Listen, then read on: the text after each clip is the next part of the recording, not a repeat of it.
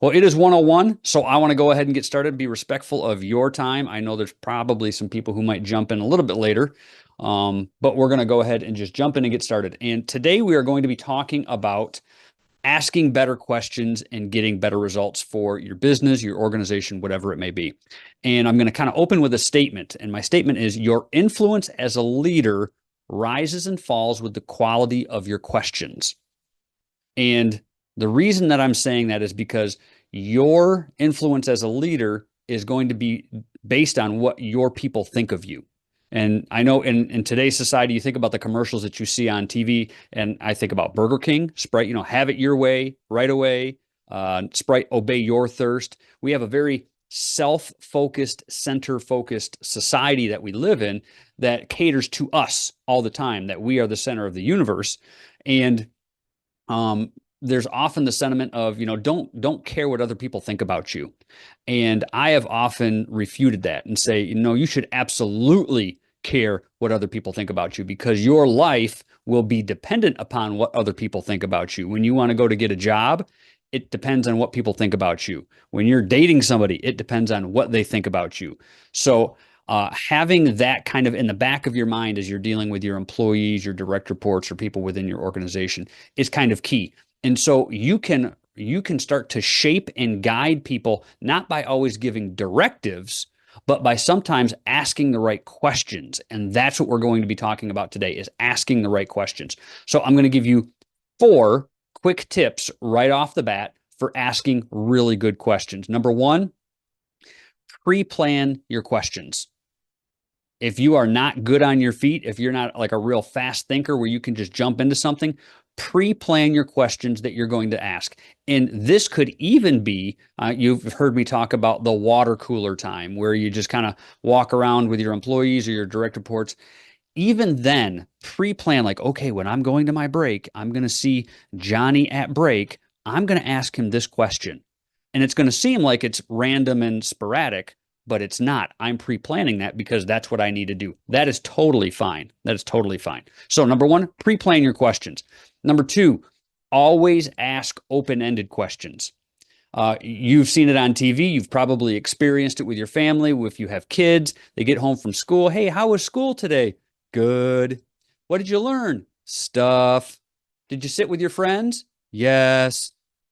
One-word answer questions are no good. But if your kid comes home from school and say, hey, can you tell me about what you learned in science today?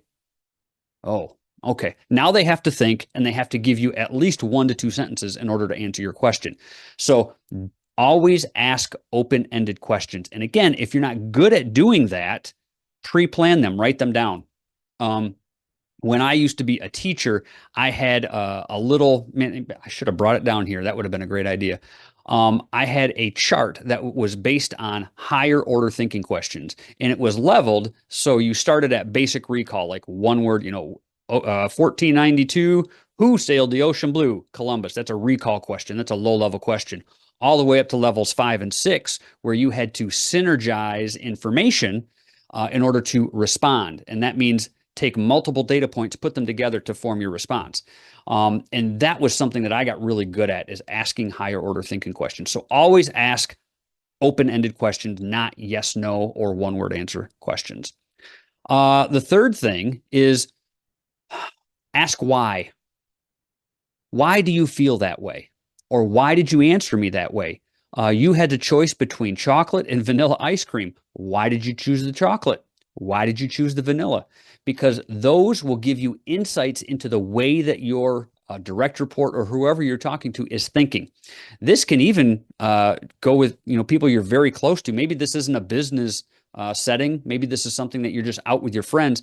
If you ask them a question, we went to dinner and you ordered the salmon instead of the steak. Why did you order the salmon instead of the steak? Who knows? But that gives you insight into what they were thinking at that time, and gives you more data points as a leader as you start to learn your people. So that was number 3. And the fourth thing is the gift of perspective. This is difficult.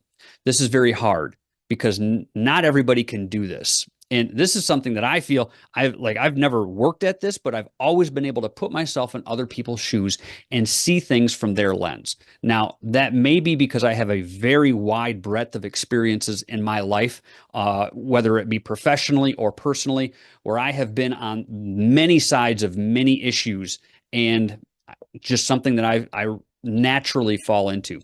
But if you can have the perspective of the person that you're talking to, that will help you ask better questions.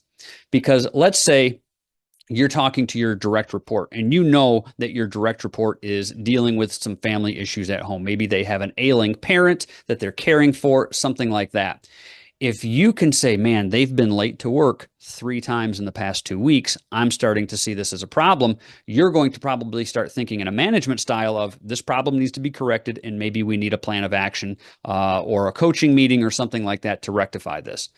But if you are thinking from the perspective of the person who's been late 3 times and you know that they have an ailing parent, maybe you just ask the question, hey, Todd, I've noticed that you've been late 3 times in the past 2 weeks. Is everything okay with your mom? I know that you're kind of dealing with that right now. What does that do automatically? That does 2 things right away, and they're both good.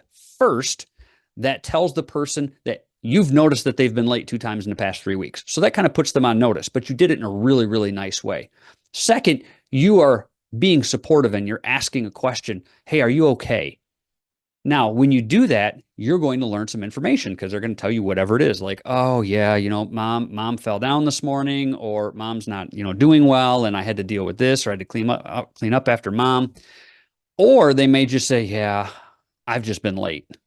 Either way, you're going to get good information that you can then act on. So having the perspective of the person that you're dealing with, and maybe it is, maybe, oh yeah, we put mom in hospice this week. And so it's just been really difficult making that transition and getting the hospice nurses into the house. Okay. Yeah. Wow. You're about to lose your mother. Got it. Understand. I have really good perspective. You've been 10 minutes late 2 times in the past, 2 weeks. We can let that slide. You're about to lose your mom. So having that perspective is incredibly important. So 1, pre-plan your questions. 2, ask the why. 3, always ask open-ended questions. And 4, the gift of perspective. I promised you, if you watched my video, I think it was from Monday, where I kind of teased about a big failure. I'm going to share a big failure that I had with you kind of at the end when I'm done, right before the Q&A section. And yeah, it was actually just this past week. So you're going to be interested in to see how I failed and how I recovered from that. So one of the things that I want us to talk about is basically brain science. I have always been fascinated in how things work and why they work the way that they do. And when you are thinking about your questions that you're going to ask your direct reports or maybe your spouse, whoever, that information is rolling around in your head and you're thinking about it sometimes for days, right? When you ask the question of the person that you're getting ready to ask them, it's the first time they've seen this information. It's the first time they've heard it. So their brains need time to catch up. You've been dealing with this, thinking about it for 2 or 3 days, or maybe a couple hours even. You're a couple hours ahead in thought process past and over the person that you're asking this question to. So if you want a good quality answer, wait. I want you to think crock pot, not microwave. When you do that, you give the person the opportunity to think about it. And this is something that I have done frequently. I'll say, hey, blah, blah, blah, blah, blah, this question. Don't answer me now. I'll see you this afternoon, and then we'll talk about it. Because I want a really quality answer from that person. And then they have time to kind of catch up, think about it, whatever it is that they're going to do. Another thing that I've done is front load questions for people. Say, hey, Todd, tomorrow's meeting is about X, Y, and Z. I'm going to ask you a question about X. So this is the question. So be ready tomorrow. So just have time to think about that, okay? Now they've got 24 hours before the meeting to think about this question and bring something really quality to the meeting. So front loading information is really good as well. I also want to encourage you to ask questions that are insight driven. If you can have people who can start to be more reflective and insightful about things, you're going to really start to build a quality team. So here's two examples of some insight driven questions. First one is, what's something that's getting in the way of our work right now? So now what they're having to do is reflect on the work that we are doing, look at problems, and then start to think about some solutions. Here's another example. What's one thing that I don't see from my seat in the table right now that I should know? Again, they're going to have to reflect, give feedback, and give you a quality answer. The reason that we have teams is because we aren't good at everything, and that's really awesome. It's no secret I am not good at technology. My wife is really good at technology. So in that way, we make a really good team. You don't want everybody at your table to have the same skill set as you. It's like going out into the garage to grab a hammer and all you have is screwdrivers. You need a variety of tools in order to get the job done effectively, and your team is no different. So when you ask somebody who is a different personality type or has a different leadership style, what's something that they see that you don't, that's really, really good information that you can use to make yourself better, make your team better, make everybody better around you. One mistake that leaders do when they're asking questions, and we already kind of alluded to this, is asking one word answer questions. Don't do that. Ask open-ended questions. Also, don't ask dead-end questions. Try to avoid the same thing. And I talked about this at the very beginning. When your kid comes home from school, how was school? Good. How was lunch? Good. Did you sit with your friends? Yes. It's kind of like Groundhog Day. It's the same thing over and over again. So don't ask questions like that. Ask something different. Hey, how's your kid doing at college this semester? Whoa, that's a different question. Okay. And maybe that has nothing to do with business, but you're showing that you are interested and you know something about their life and that you want to know something more. It's building capacity with your team. One reason that people don't always answer questions is because they're afraid of the response that they're going to get from you as their leader. They may be just tired of answering questions because they're not good questions. They're like, oh, these are stupid questions. Or they may think it's just futile. Like, why am I even asking these questions, or what do we have to do? Hey, Pepper, I see you just jumping on here. Welcome. So another thing that you can do when you're talking to your people is when you're asking them questions about, hey, how's it going? Don't just say, how's it going, and let them ask something specific. Those are my two favorite words in leadership, and really in all things, is purposeful and specific. Be purposeful and specific with your directions and your questions. So swap your generic, like, hey, how's it going, for something a little bit more specific. So let me give you two examples. What's one thing we could change that would make your work easier, that would make your work more effective, that would make your work more meaningful to you, that would make your work more efficient? So same question, I just added 4 different taglines on at the very end. Here's another one. What area do you feel the least supported right now? Now that's a hard question to ask as a leader, because you're going to get an answer probably. If they're being honest with you, they're probably going to give you an answer that you might not want to hear. But as leaders, again, we are full-time problem solvers. Yes, we're full-time leaders and managers and business owners and entrepreneurs, but we are also full-time problem solvers, because that is what we do as leaders. We solve problems every day and we eat them for lunch and sometimes a mid-afternoon snack.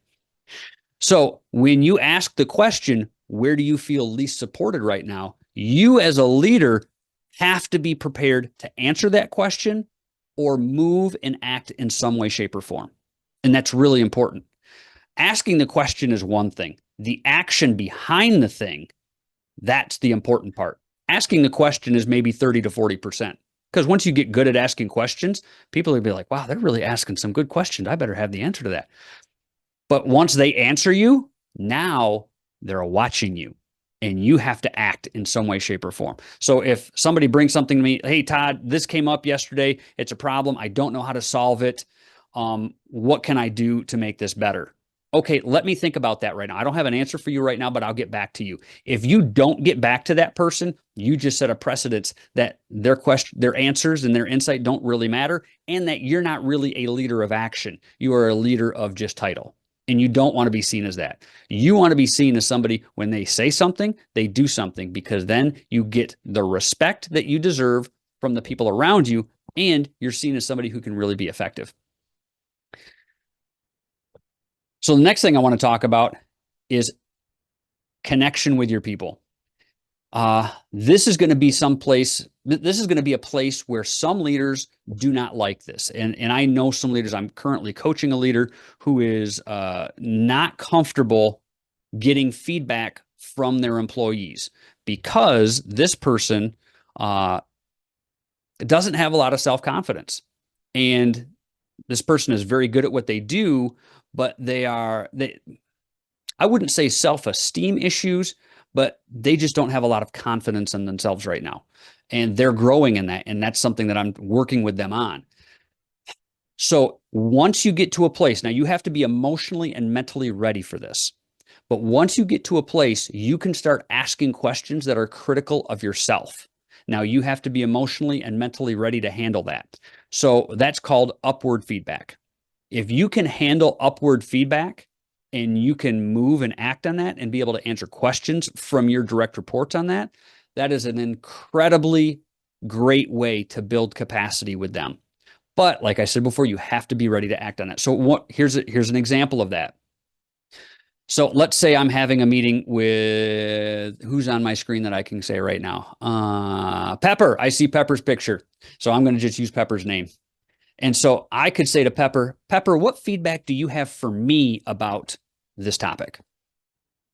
Or maybe, because that might catch Pepper off guard. So maybe the day before our meeting, I'll say to Pepper, hey, Pepper, at our meeting tomorrow, I'm going to ask you feedback on X, Y, and Z. So I want you to come to the meeting prepared to give me feedback on X, Y, and Z, and specifically how I handled X, Y, and Z. Thanks. I'll see you tomorrow. Now, Pepper may be my direct report and has maybe never given me feedback on that. So maybe I need to prepare her for that and say, hey, I'm going to ask you a question. I'm going to make myself vulnerable, but I need you to be honest with me. Or I may have to tell her, but be soft with me because this is the first time I've asked a question like that. It's okay to talk like that with your direct reports because you're transferring information back and forth and you need to know how to give it to them and they need to know how to give it to you. So if you lead with vulnerability and model openness and honesty, man, that's going to go a long ways. If you are always the hammer and never, what's the opposite of a hammer? A feather. If you're always hard and never soft, you're probably not going to have a lot of honesty from your direct reports to the people that you work with. So that's one of the things that you can do to build capacity with people, build connection by asking questions and getting feedback. But you have to be ready for that and you have to be ready to act on that. One thing that you can do is ask strategic questions instead of just getting a status update. So what does that look like? So instead of saying, hey, where are we at on account 123? Okay, great. That's just a status feedback. But if you say something like, hey, how do you think we could make client 123 more happy with our services? Now, again, that's an introspective question. That's a problem-solving question. And if you continually ask problem-solving questions, you start to shift the perspective little bit by little bit of your team. So think about boiling water. I love this analogy. Water boils at 212 degrees, right? That's when the bubbles start coming up. That's when things start happening with water. What do you have at 211 degrees? You just have hot water. Just hot water. It's not boiling. It doesn't do anything special. There's no chemical changes. It's just hot water. But at 212 degrees, things start to change. That is 1 degree difference. 1 degree is very small, but if you can start changing things by 1 degree, you can start to change an entire corporation. So as you start to ask introspective questions and you start building a solution-oriented staff, that can be something that can really transform. Think about if you're the only person asking good questions, You're really kind of the storehouse of information and solutions. But let's say you're asking good questions and your staff starts asking good questions and they start answering questions. They start becoming more solution oriented and solving problems for you. Now you have a team of you. You've multiplied yourself. And if you can multiply yourself, man, what can you do? You're the one who started the business. You're the entrepreneur. You're the one who hired all them. You're the one who's got the vision. You're the one who's working towards the mission. But if you can multiply yourself, you know the old saying, many hands make light work. And if you can do that, how much easier is your day going to be, and how much more successful is your business or your organization going to be? So really fun example, not for my kids.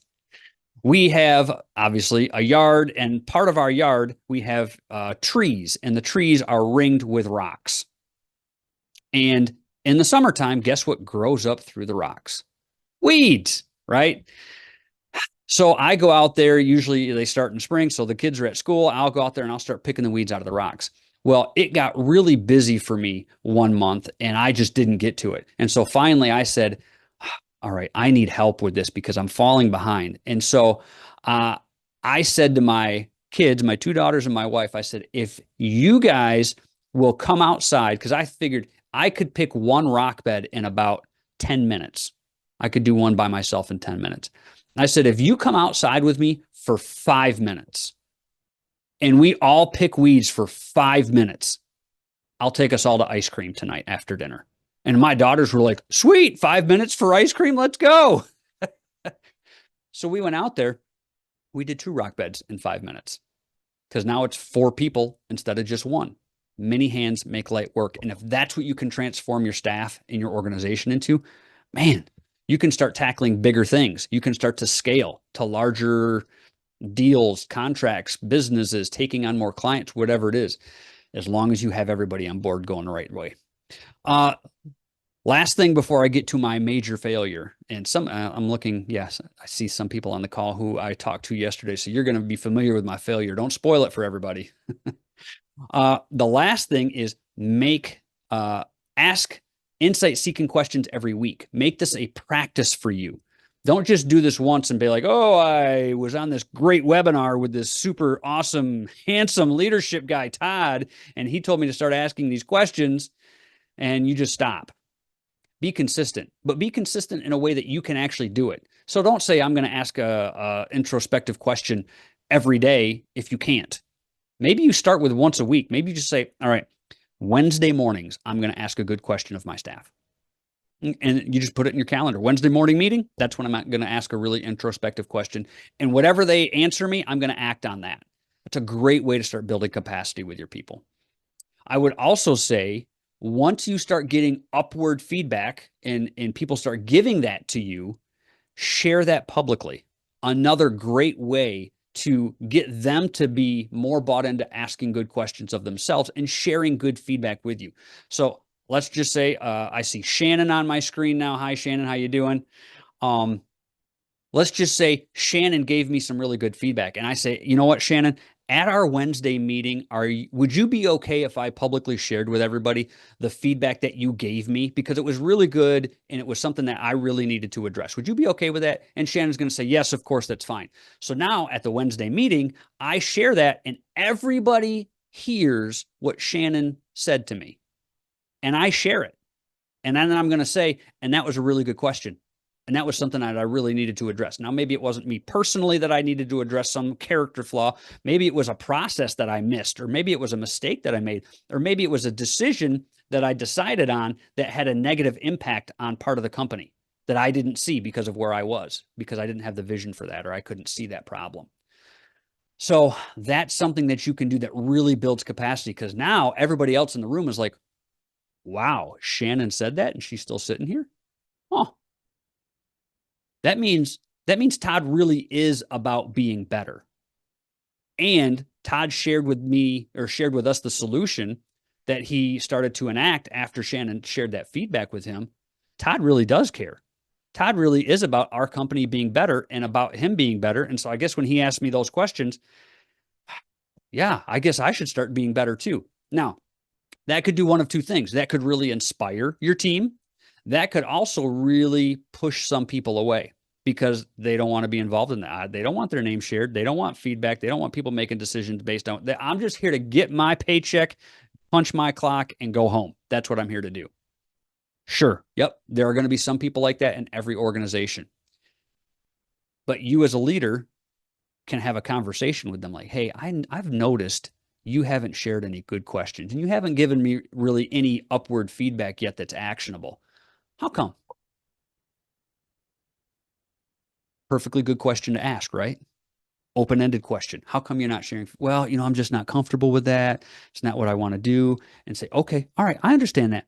But I really need that insight from you because you're a valuable, important member of our team. And the reason I hired you is because you're good at X, Y, and Z.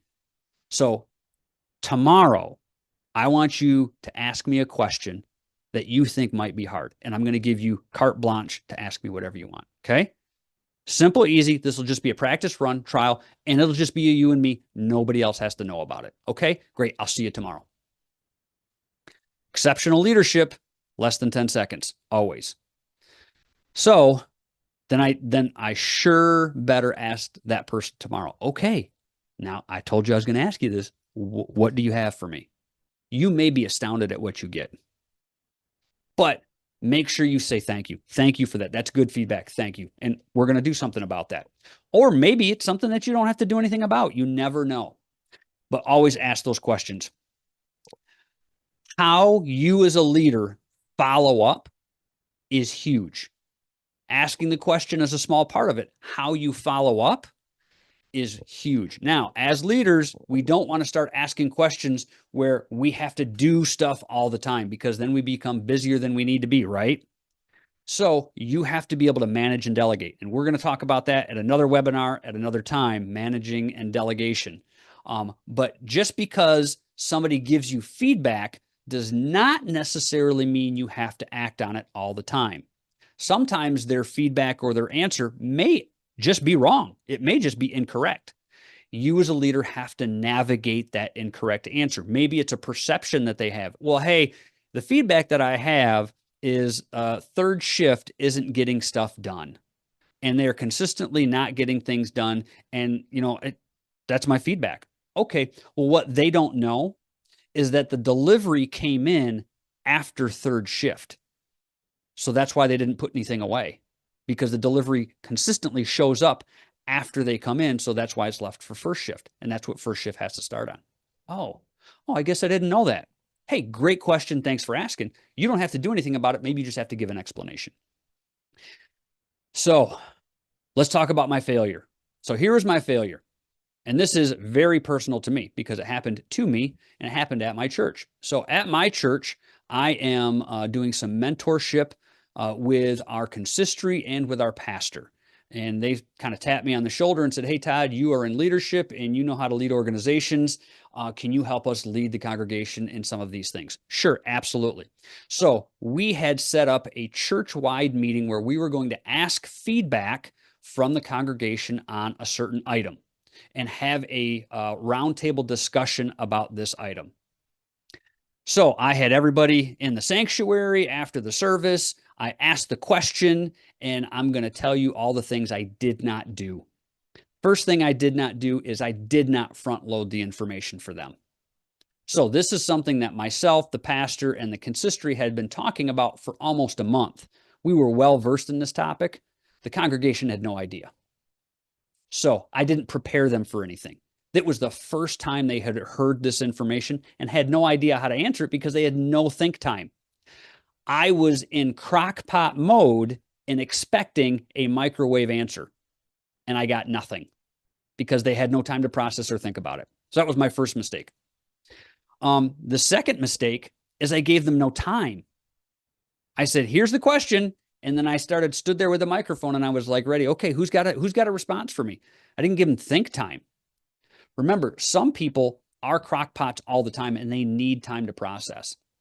So I didn't front load the information for them. I didn't give them any think time. Depending on what your question is, I mean, sometimes you can say chocolate or vanilla. That's an easy one. For me, it's always chocolate. Those are easy questions to make fast. But when you're asking something that's introspective, or maybe somebody needs to internalize a little bit or see how it applies to them, you have to give them think time on stuff like that because they need time to process it for themselves. The third thing that I did wrong was my physical environment. What is, put this in the chat. I want to see if anybody knows this. What is the number one fear in the world? And I'm going to give you two hints. It is greater than spiders. It is greater than snakes. If you can put that in the chat, what you think people's greatest fear in the world is, and this is at the number one top of the list every year of greatest fears. What do you think that might be? Anybody want to type something in the chat and see what do you think? Anybody want to take a guess? Am I making you feel vulnerable by asking because you might not answer the right way? Oh, yes. Yes. Pepper got it. Tracy got it. Public speaking, the number one top fear. Pigeons. Pepper, we should talk about that. Or getting slapped with cheese. Oh, man. Okay. Some of you heard that story yesterday. Okay. Got you. Thank you for that, Jessica. We'll share that at the very end. Yes, public speaking is the number one greatest fear of people in the world. And I had people in a large group of about 60 asking for their responses. What is that basically asking them to do? Speak publicly in front of a large group. So that's not the right way. Here's what I should have done. First, I should have front loaded the information for the people who are going to be at the meeting so that they could prepare some responses. Secondly, that would have given them time to think about the question and internalize and figure out how they felt on this, if they had a stance to take or anything else. The third thing is the physical environment. What I should have done is broken them up into groups of 3 to 5 people. And then they would have a small group of people that they know and are familiar with. And then I would have asked that question. And then I would have said, all right, I'm going to give you 3 minutes to discuss this within your small group. And then I want the group to report out what was heard in your group. I did a couple things there. I gave them an opportunity to talk with people that they're familiar with, to share feelings that they know could be trusted within that group. I asked them to share things out that they heard in the group, which means they don't have to share their feelings. They get to share what they heard from other people. That's really important because that gives them some anonymity. And then there's usually one person in the group who's willing to just talk in front of the group. That's fine. If I wanted really good information, if I wanted really good, insightful responses to my question, that's how I should have set up the meeting. But I didn't. So what did I do? I got 15 minutes into this meeting and I was like, oh, shoot, I screwed this up. I did not see it from their perspective. I forgot to look at things from their perspective. And we talked about that early on, is having the gift of perspective, being able to see something from somebody else's point of view and actually step into their shoes. Now, this can be very difficult to do, or it can be very easy depending on the topic. I like to kind of poke the tiger a little bit. So I'm going to do that with you right now. Think about whatever political persuasion you are.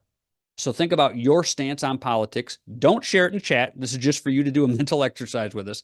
Now think about the opposite side. In the past, I would say 5 to 6 years, no, probably longer than that, politics has been very divisive. And it's a hot button issue for a lot of people. And if you are asked to consider the perspective of somebody on the opposing political side from you, most people are like, heck no, those people are dumb. They're stupid. I don't want to think about anything they have to say. And that is the response from both sides of the political aisle right now. But if you were to really be honest, do you disagree with every single thing from the other side? Probably not. And the reason I'm going to say that is because the majority of the public wants to do a few things really, really well. They want to go to work and earn a living. They want to come home to their families, and they want to know that their families are safe. Those 3 things everybody can agree on, just about. And that's what both sides of the political aisle are probably working towards in their own ways, shape, or form. So if you can start to see things from somebody else's side, and I know that's kind of an extreme example, but if you can start to say, you know what, I may disagree with them on this, but we have this piece in common. Look at it from that piece. Okay, you know what? I don't disagree 100% with them. If you can do that, that's great. So that was my big failure. So what am I going to do about it? Well, we have another meeting scheduled for a couple months out. And I'm going to completely change the meeting and how I lead that meeting. I'm going to front load information for them. I'm going to give them the questions ahead of time so that they have time to think about it. And we are going to change the way that we are seated in the meeting so that I get really good responses, because we are honestly looking for upward feedback and responses based on this question and topic that we're discussing as a church. So what am I going to get? I don't know. Maybe I'll report back. If I remember to report back to you guys, I think the meeting's scheduled for July. I'll report back and say, hey, this is where I screwed up and this is where it went really, really well. So I want to open it up to you, except Jessica, because she's going to talk about the cheese thing. Oh my gosh, I can't believe it. All right, so I'll share the story. I know, Shannon, you're going to have a question, aren't you? Shannon, you're great. You're great with questions. So here's the thing with the cheese. This is just for fun. This is for fun. Everybody knows that I am follically challenged. And my young spicy daughter, who I love so much, likes to have fun. She took a piece of cheese out of some cellophane, and I made a joke about her, and she threw cheese and stuck it to my head across the kitchen. And she thought it was hysterical, and it was funny because I didn't actually think she'd hit me with it, but she did. So anyways, all right, let me turn this over to you. Questions, comments from all of you who are on this call right now. What can I answer for you? What questions do you have about this topic?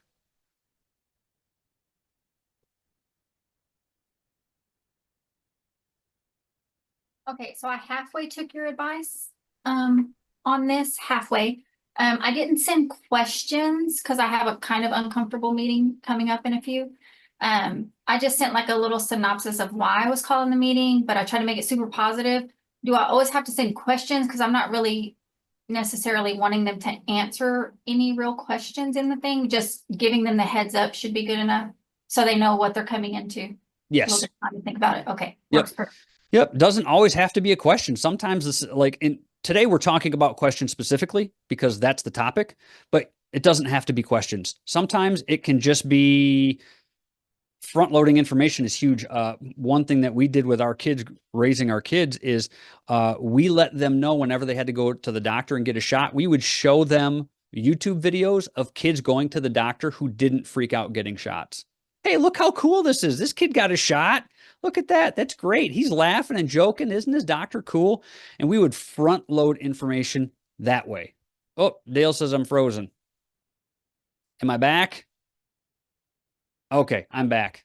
Yep, I just got a little flash that said my internet connection was unstable. All right. Must be, we got a lot of storms and rain in the area, in our area right now. So yeah, excellent question, Pepper. Thank you. Anybody else? Questions, comments, ideas that you'd like to share? Upward feedback for me.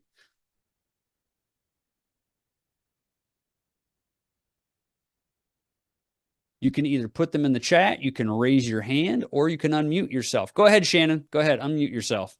Well, I can't not ask a question because then you're going to be wondering, did she not ask? Because I said she always asks questions. I'm not that sensitive.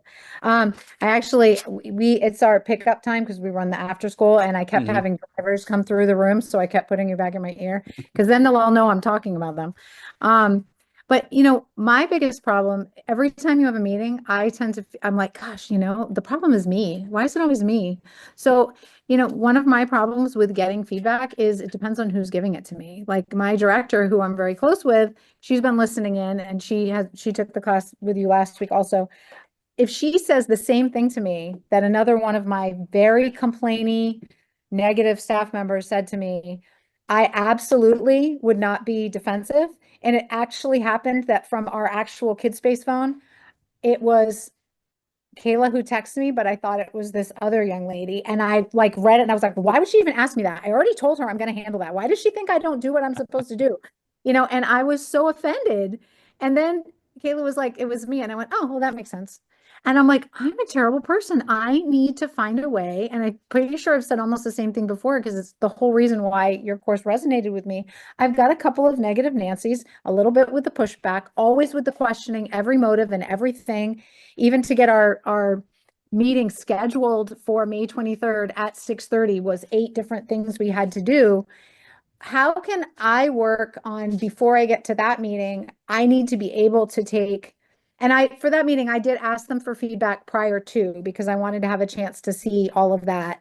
And I've already talked to some of them about things that they've said, but I just want to not be defensive. Like I want to come from a place of understanding what, where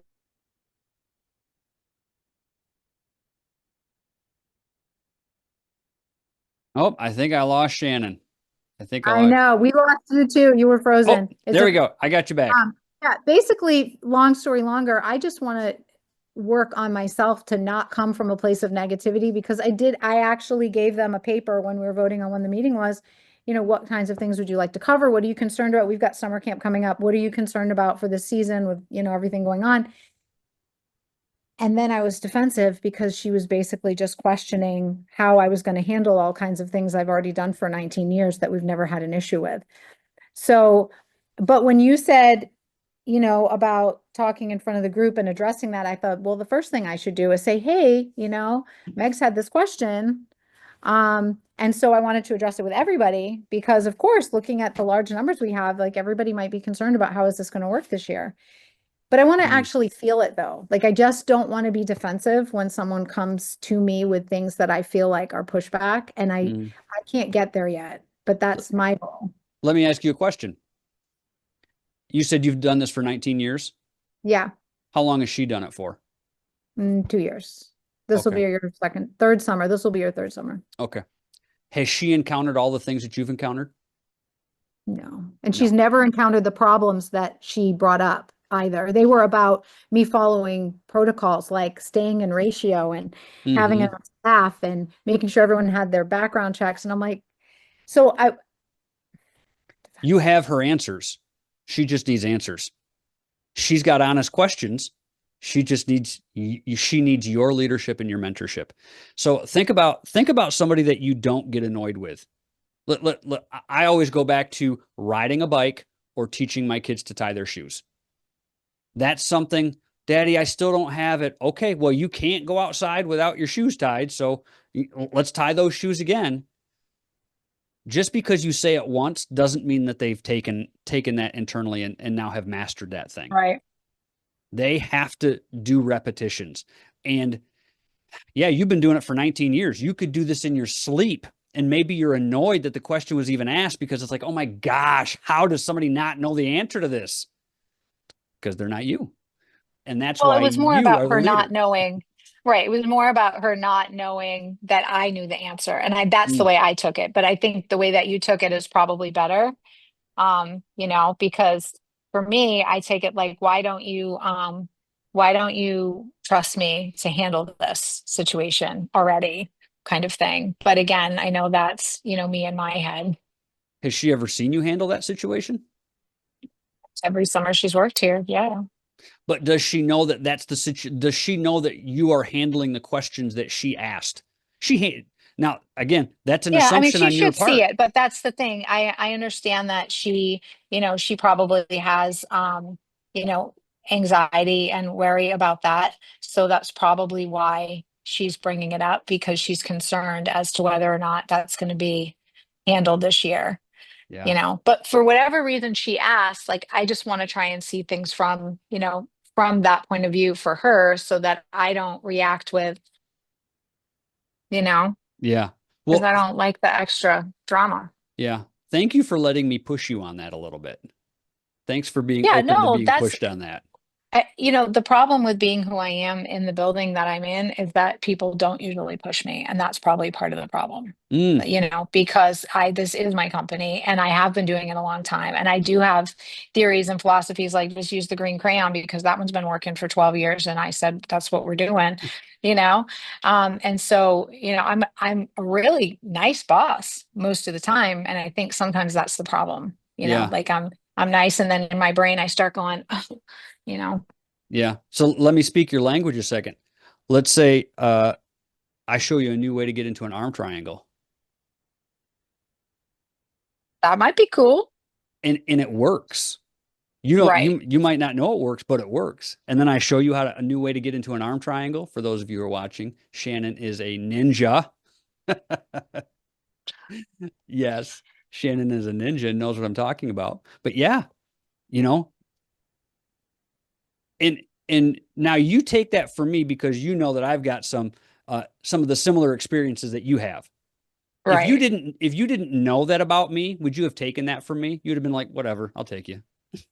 Yeah, maybe. But I do try. I mean, I think I framed myself in that to be somebody who's like at the top and I'm not willing to listen. And I don't really feel that way, but I do feel like, I'm usually going 100 miles an hour with my ADHD. So I'm already like, yeah, I already solved that problem. Why are we still talking about it when it isn't even something that they've had a chance to process? So, Right. Yeah. That's have a not good thought. attained perfection yet. Yeah. That's a good thought. Karen in the chat, I see your comment there. Said I work at home, so my supervisor has an open door policy with no question is a stupid question. I do like that policy. But everything from today would be awesome when I reach out to signing services for my loan signing business. Excellent. Thank you for the comment, Karen. I'm glad this was helpful today. That is my main goal, is to just add value. Pepper, I see you've got another question. Go for it. Okay, I'll turn my camera on while I talk, I guess. Okay, so I need to know like some tricks to get honest feedback from my team. Direct reports, yeah. Yes, because I feel like when I ask for that and I do pretty frequently, it's just always, oh my God, you're the greatest thing that ever happened. And I've met myself. I know that's not accurate. And I don't know how to make them be comfortable enough. Jessica, shush. I see don't we've know how got to make them teammates be on the call comfortable. today. She's blessed to be with me in the work environment. But anyway, I just want them to be comfortable enough. So is there a way that I can, push honest feedback other than them just hyping me up? Yes. Have you ever asked for specifically negative feedback about yourself? Yes, and it's always, what areas can I improve on? Is there places you guys don't feel supported? And it's always, you are so great. You do everything we need you to do. And I know that's not accurate. Like, Okay. I know I'm good. Don't get me wrong, but I'm not like, Do you know something about yourself or part of your work or whatever that you feel that you could improve on? You don't have to tell me what it is, but that's just an easy yes, no question. Is there something that you feel you could improve on? Oh, absolutely. Then ask that question directly and just say, hey, I know I need improvement on X, Y, and Z. What do you think I could do to improve on that? So you set them up with giving them the negative that you already know, and then asking them to give you feedback on the negative that you've provided for them. So it's kind of like, here's some burnt pizza. I want you to try this burnt pizza and then tell me how it tastes. You already know it's horrible, but they're going to give you their opinion on the burnt pizza. Does that make sense? Yeah. We'll definitely try that next go round. Yep. Just set them up and say, hey, I'm afraid of pigeons. Tell me why I'm afraid of pigeons, which, man, I can't wait to understand. I want to know that tomorrow. We'll figure that out tomorrow. You may never speak to me again. Oh, we all have our dirt. We all have our dirt. That's okay. Thank you for the question, Pepper. Does anybody else have any other questions, comments? And thanks for having fun with me today. Like the cheese comment, that was fun. Like, I'm not mad about that. I appreciate you guys having fun with me. Thank you. All right. Well, if there are no other questions, thank you for joining me today. I hope you have a fantastic rest of your day. Like every week, I will announce the topic for next week on Monday of next week. So stay tuned. And I hope to see you next week. Have a great day, everybody. Did you find this information valuable? If you are interested in how leadership coaching can transform you in your business, message me and let's have a conversation to see what that would look like. Thanks for watching.